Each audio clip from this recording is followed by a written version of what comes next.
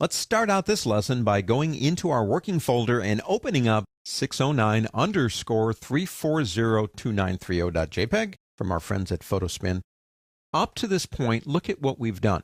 We know we can apply multiple filters. We know we can come back tomorrow and change our mind because we use smart filter layers. We know we can do things like change opacity and change blending modes of the filters to gain even more control. Now, at this point, we could stop and just start going through these things one at a time, and we'd be here till like next week. That's not my goal in this chapter. My goal in this chapter is to get you into these things and get you exploring them, but that does not mean we can't have fun with a couple of them, does it? Let's do this lesson and devote it to one called the oil paint. Now, we're going to go to filter, and the first thing we're going to do is convert for smart. Then we're going to go right back up again and say oil paint. It's interesting. I won't say that I use it all the time, but I do use it occasionally because I really like how it works. Let me show you something here. Let me get that a little bit bigger so we can see it better. Look at what it's doing. See, that's the cool thing to me. It's not just applying a texture to the top of the image and saying, hey, it's an oil painting. It's actually attempting to oil paint the image. You can see the brush strokes, which is pretty cool. Now, that's kind of aggressive. So we've got stylization. And what type of style do you want for your brush strokes? We can clean it up a bit with this one. We can change the scale.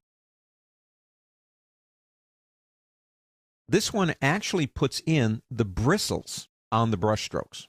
You can begin to see the actual bristles as if you're actually using an oil brush. Let's take that scale way down. The last two are lighting. And this stops around 300, which is kind of like up and left and down and to the right, which is a very normal angle for a light source.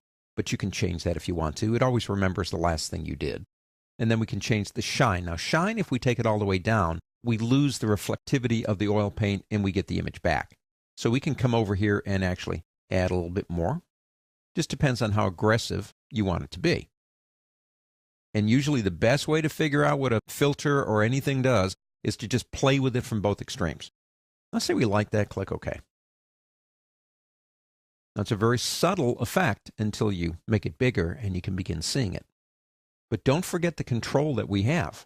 If we don't like what we see, and these look pretty good when you print them, if you don't like what you see, you can always come back over here and change it.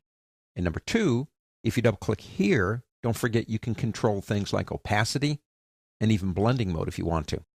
The oil paint filter, relatively new. I wouldn't say you're going to use it every day, but I think it does have a place in Adobe Photoshop as a pretty cool filter.